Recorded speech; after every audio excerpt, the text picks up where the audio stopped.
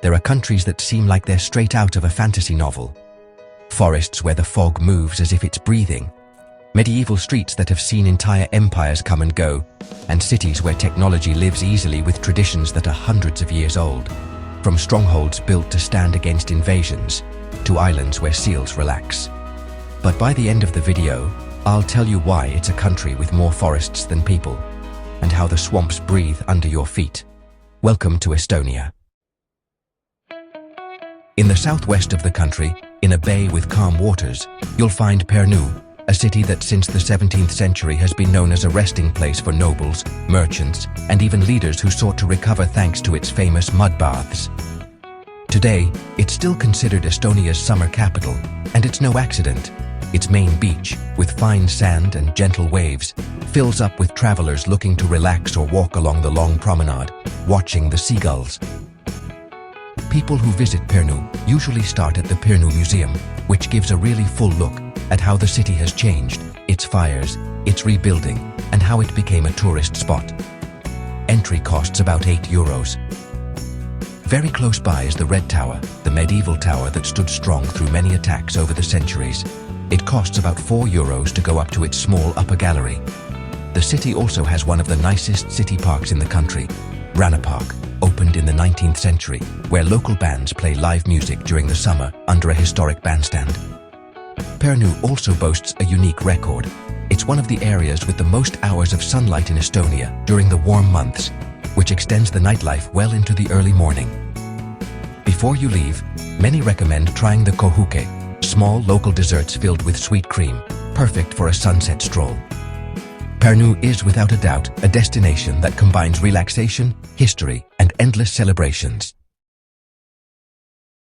Right on the border with Russia stands Narva, a city shaped by wars, rebuilds, and a constant mix of cultures. Since the 13th century, its impressive fortress, Narva Castle, has watched over the river of the same name. This castle didn't just survive invasions, it also made it through the heavy bombings of World War II. Today, you can explore it for about €12, which includes access to its old medieval halls and the main tower. From there, you can see another fortress, which is already in Russian territory, right across the river.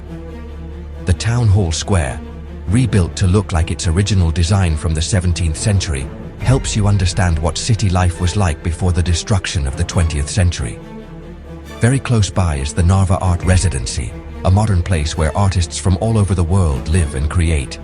Entry costs around €6. Something really cool that surprises many visitors happens during the spring thaw. Huge blocks of ice float down the river, creating a natural show that brings photographers every year. Narva also has a green area that locals really love, Joala Park, perfect for walking next to old factories that are now being turned into creative centers.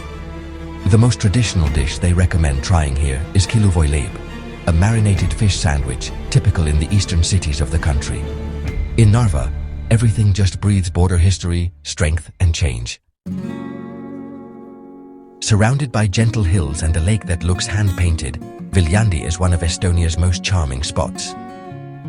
Its story goes all the way back to the 12th century, when the Order of the Livonian Brothers of the Sword built a fortress that would become one of the most important strategic points in the south of the country.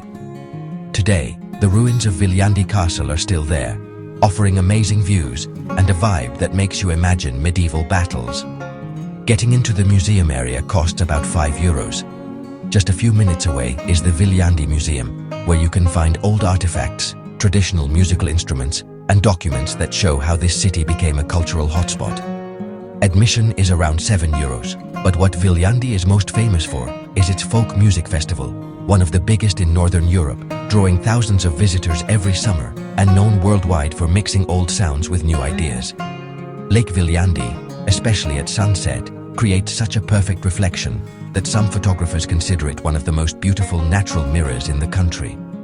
Around the lake, locals have a unique custom. They walk barefoot on trails to feel the living earth, a tradition that, they say, helps calm the mind. Trying mulgipuda, a local dish made with potatoes and barley, really makes your visit truly authentic. Tartu is known as Estonia's intellectual capital.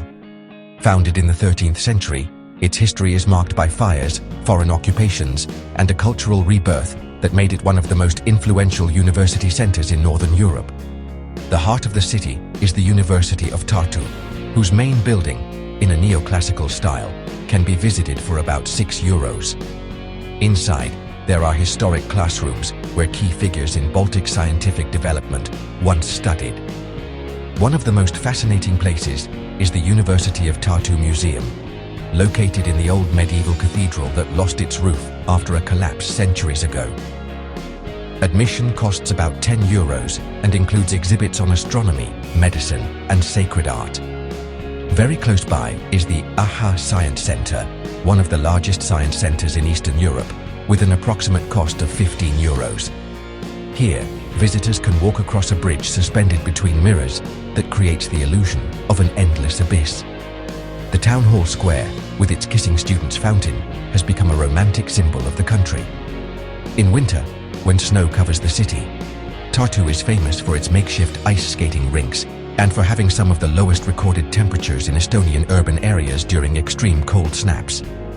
The local food invites you to try kama, a mix of toasted grains served as a dessert or drink, much loved by students for its light and energizing taste.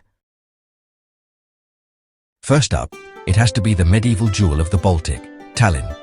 Its old town, a World Heritage Site, has one of Europe's best preserved walls, built between the 13th and 15th centuries. Walking its cobblestone streets is like stepping back in time. Your visit almost always starts in Town Hall Square, where you'll find one of the oldest Gothic buildings on the continent still in use. Entry to the town hall costs about €5. At the top of Toompea Hill stand Toompea Castle and the majestic Alexander Nevsky Cathedral, whose Russian-style dome attracts thousands of visitors every year. Entry is free, which is surprising given its historical importance.